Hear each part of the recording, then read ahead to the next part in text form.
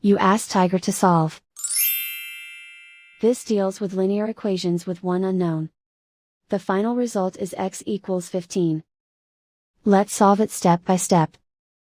Group all constants on the right side of the equation. Subtract 33 from both sides.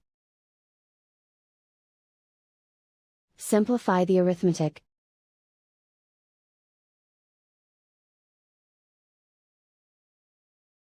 Isolate the x. Divide both sides by -3. Cancel out the negatives. Simplify the fraction.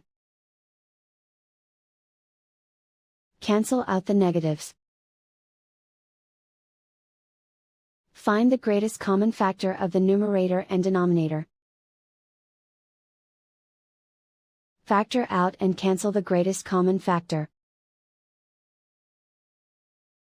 And so the final result is x equals 15.